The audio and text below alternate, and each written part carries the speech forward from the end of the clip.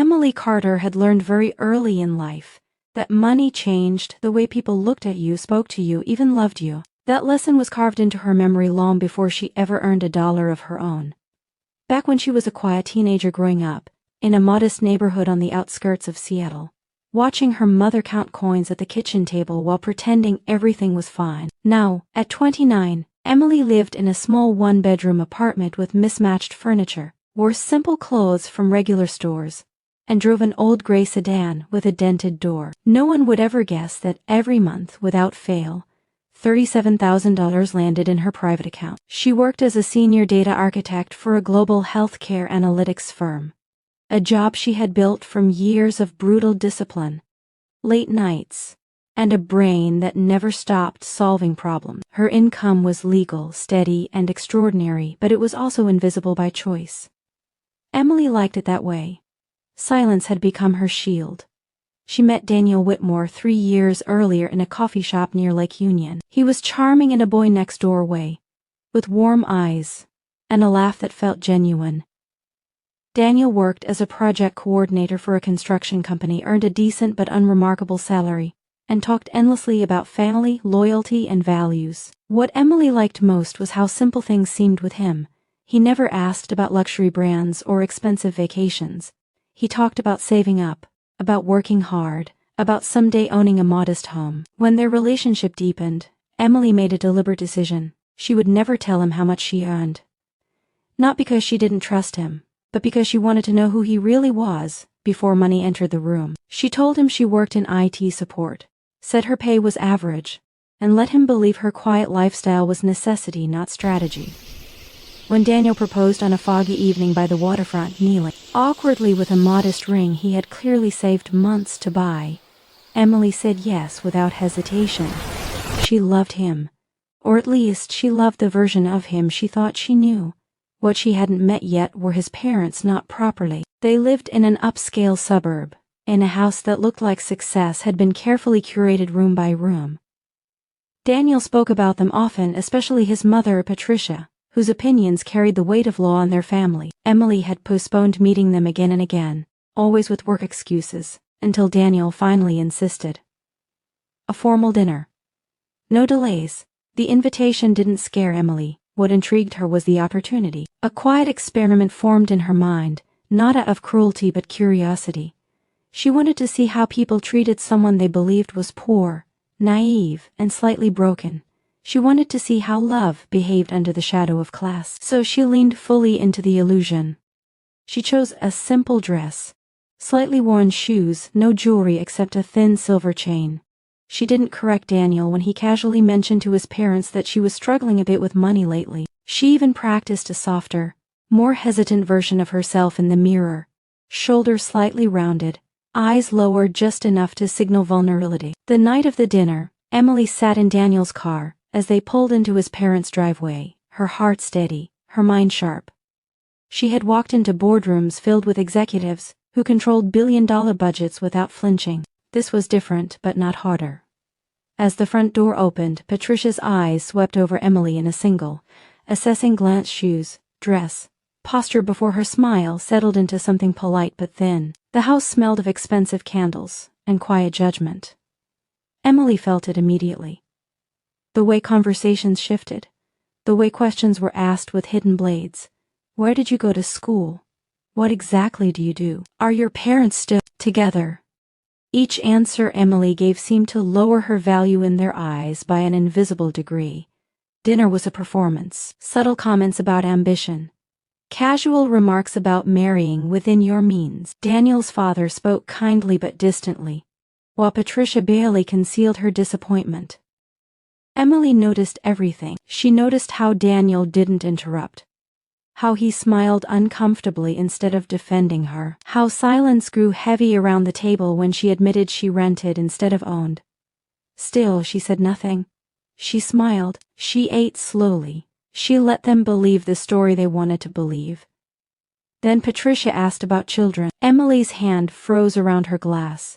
She hadn't planned for this part. She hadn't planned for the envelope in her bag, or the ultrasound image folded carefully in edges already soft from the number of times she had looked at it alone in her apartment.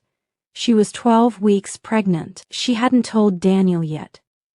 Not because she was afraid, but because she wanted to choose the right moment. And now, standing in a house where she was being quietly measured and found lacking, she realized fate had chosen for her. Patricia's voice carried a practiced sweetness as she said, "Well, dear, with your situation, don't you think it would be irresponsible to bring a child into instability?" The word instability landed like a slap. Emily stood. The room went silent.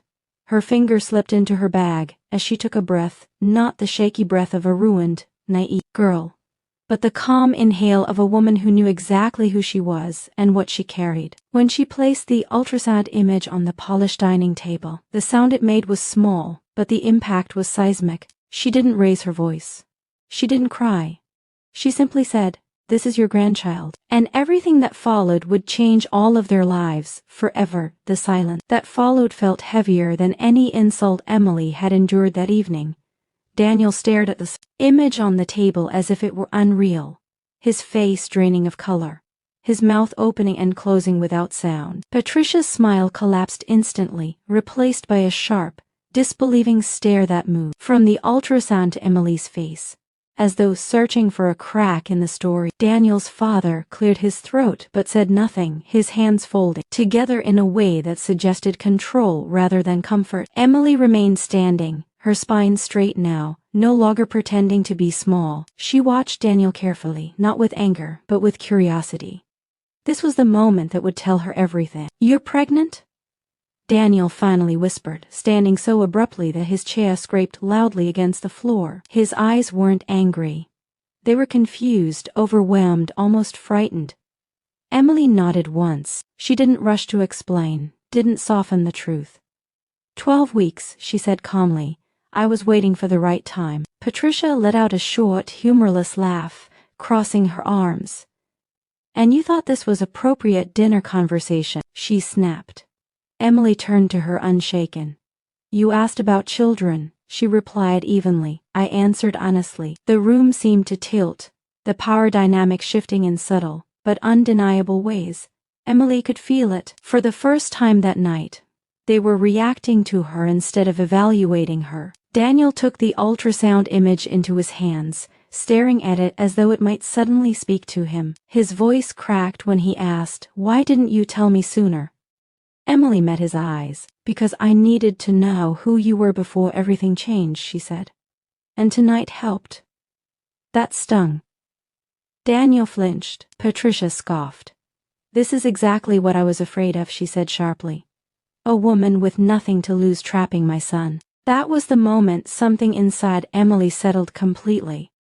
The experiment was over. She reached into her bag again, slower this time, deliberately, and pulled out her phone. "I didn't come here to trap anyone," Emily said, her voice calm but firm.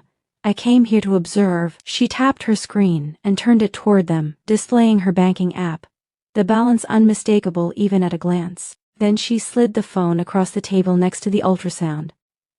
$37,000 a month, she continued. "That's my salary. I've earned it for years.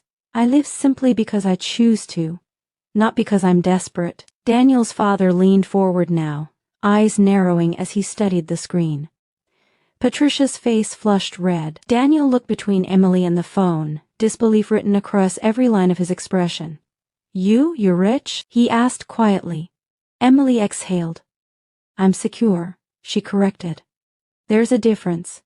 No one spoke for several seconds. The sound of the clock ticking on the wall suddenly felt deafening. Patricia recovered first, straightening her posture, her tone shifting with practiced precision. "Well," she said tightly, "that certainly changes things." Emily almost smiled. Almost. "No," she replied, "it doesn't. It just reveals them." Daniel's father finally spoke, his voice low. "Why hide something like that from your fiancé?" Emily looked at Daniel again, searching his face for something she hoped to find. "Because money has a way of rewriting people," she said. "And I needed to know whether love would come before lifestyle." Daniel swallowed hard. "And?" he asked. Emily didn't answer immediately. The truth wasn't something she wanted to weaponize, but she wouldn't lie. "And tonight," she said softly, I learned more than I wanted to. Daniel stepped closer to her, lowering his voice. Emily, I love you. This dinner went badly. But my parents don't define me. She studied him, the way he had stayed silent, the way he had let his mother speak for him, the way shock had replaced instinct. Love isn't just what you say when things are easy, Emily replied. It's what you protect when things are uncomfortable. Patricia interrupted sharply. Daniel, you don't have to apologize for having standards. Emily turned back to her, eyes steady. And you don't have to pretend your standards aren't just prejudice dressed in silk, she said. She picked up the ultrasound image, folded it carefully, and slid it back into her bag. I didn't come here to cause a scene, she continued. But I won't stay where I'm measured by my bank account or my background. Daniel reached for her hand. She let him, but her grip was loose, uncertain. We need to talk, he said urgently. Emily nodded. We will. Alone. She looked once more at his parents, offering a polite nod that felt final. Thank you for dinner. As Daniel drove her home in silence, the city lights blurring past the windows, Emily rested her hand over her stomach, feeling a strange mix of calm and grief. The child growing inside her deserved clarity, not confusion. Daniel finally spoke, his voice low. I should have defended you. Emily closed her eyes. Yes, she said. You should have.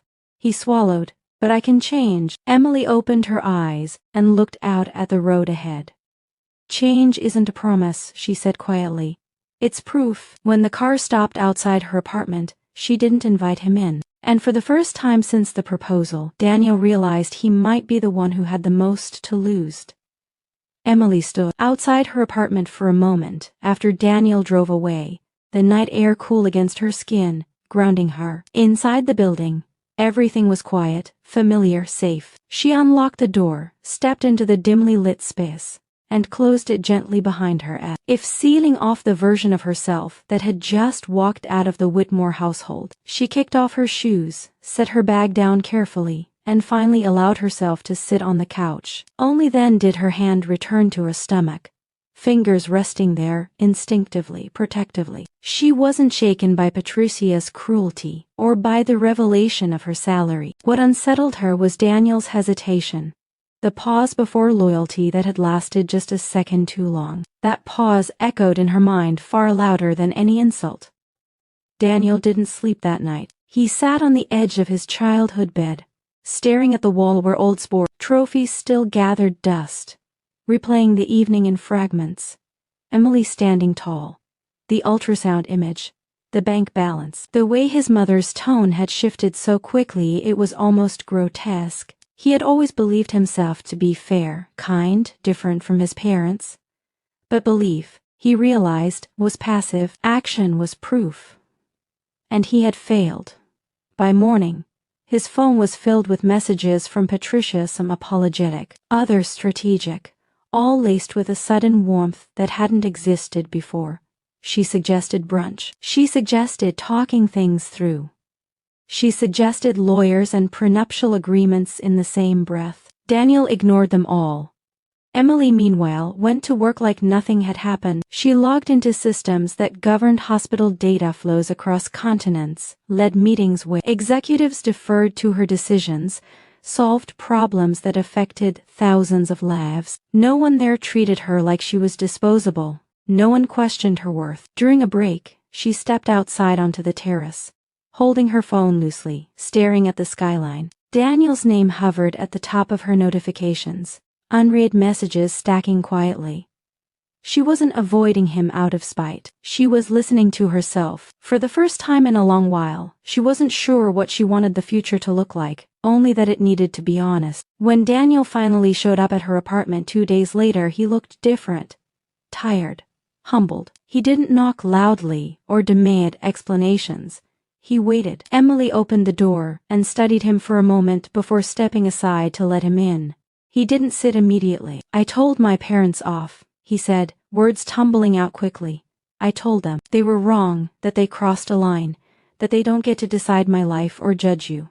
Emily nodded slowly. And how did that go? She asked. Daniel exhaled. My mother cried. My father stayed quiet. For once, he looked at her then, eyes searching. But this isn't about them. It's about us. Emily sat down, folding her hands in her lap. Then tell me why you didn't speak up when it mattered, she said gently. Daniel swallowed.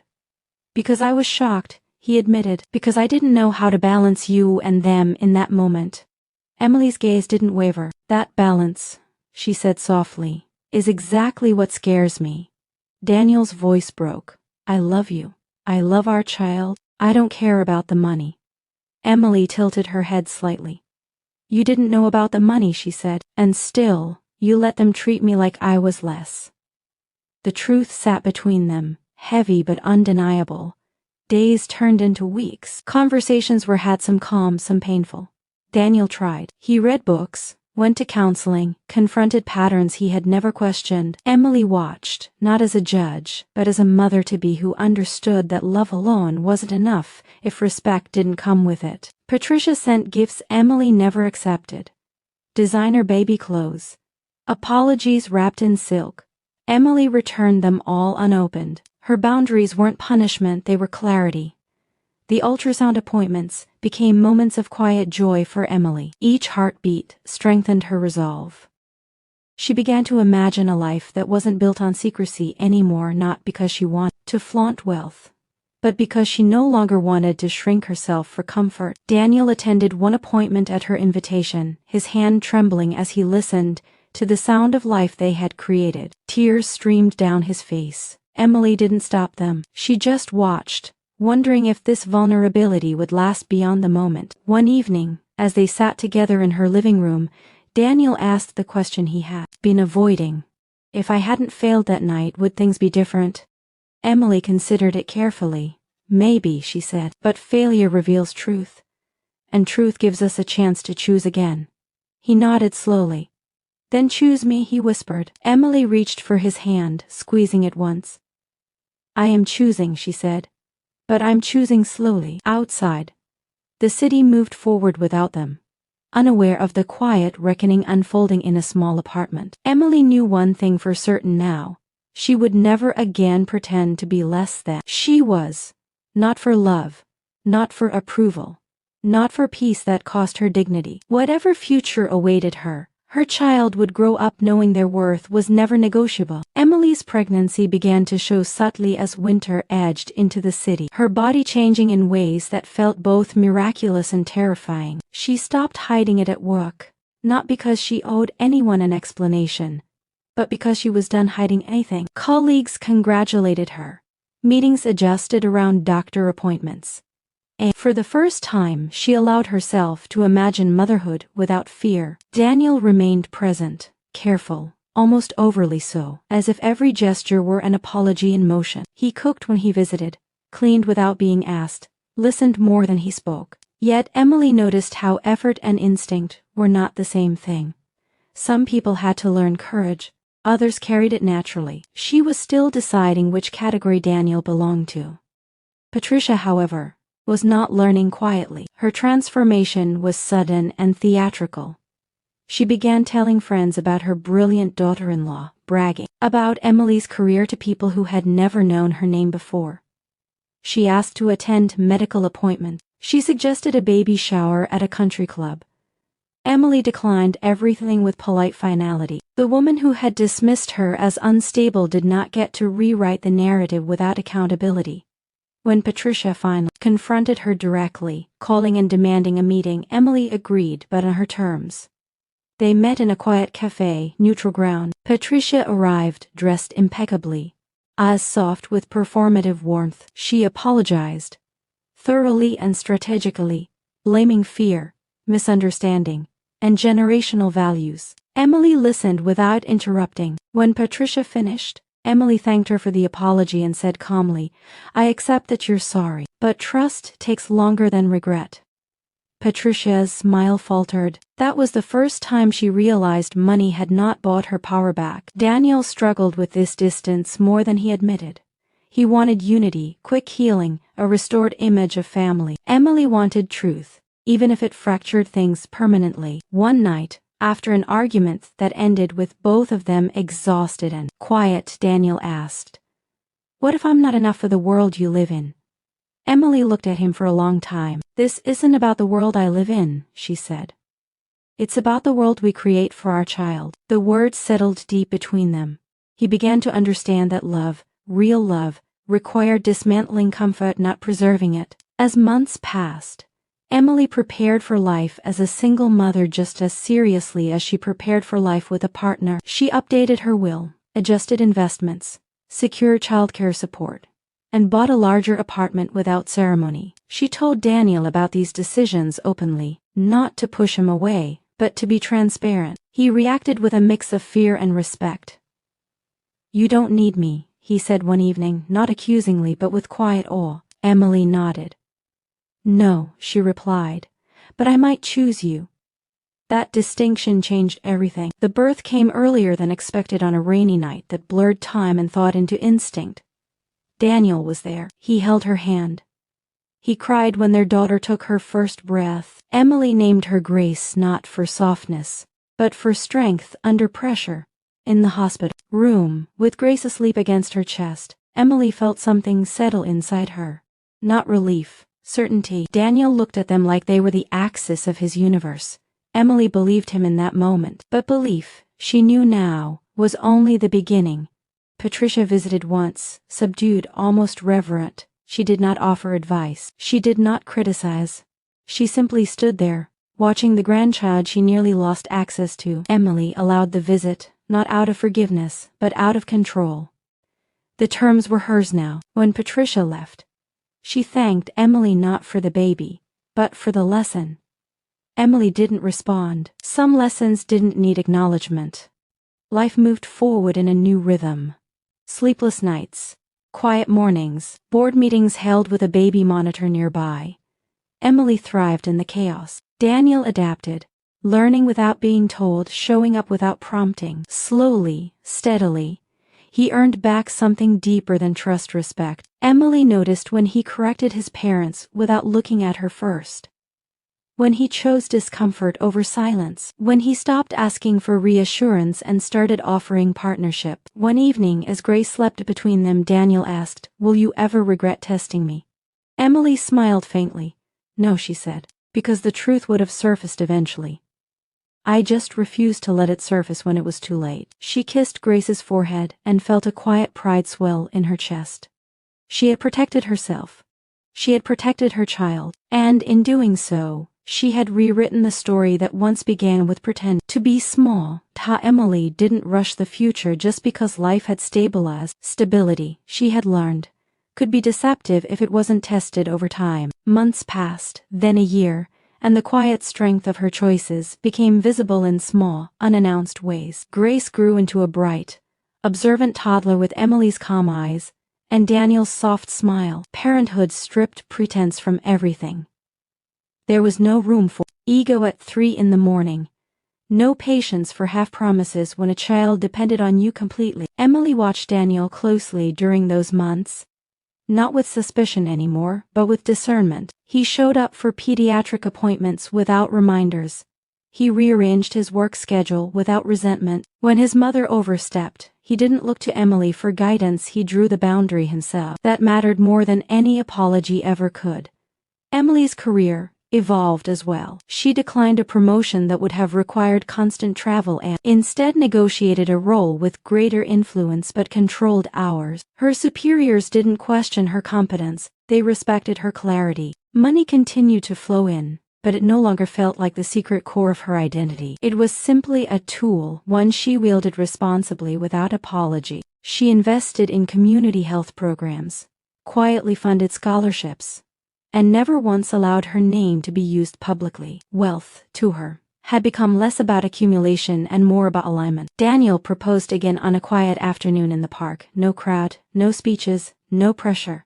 Just honesty. He didn't kneel this time. He sat beside her on a bench while Grace slept between them and said, "I know I don't deserve Rito. I'm asking for a future." Emily didn't answer immediately. She looked at her daughter, then at the man who had been reshaped by discomfort and truth. "This time," she said slowly, "there are no illusions." Daniel nodded. "I don't want them." She accepted. Not because the story demanded a happy ending, but because reality finally supported one. Patricia attended the wedding quietly, seated among friends rather than at the center. She smiled, but she didn't perform. Emily noticed the change and accepted it for what it was: growth, not redemption. Grace toddled down the aisle scattering petals without understanding symbolism, only joy. Emily watched her and felt a deep, unshakable peace. She hadn't tested love to punish anyone. She had tested it to protect herself and the life she was bringing into the world. Years later, when Grace asked why her parents' love story didn't sound like the movies, Emily smiled and said, "Because real love doesn't need pretending." She never told her daughter about the dinner, the insults, the ultrasound on the table. Some lessons were better taught by example. Grace would grow up knowing her worth wasn't negotiable, that humility was a choice, not a weakness, and that respect was the only currency that truly mattered.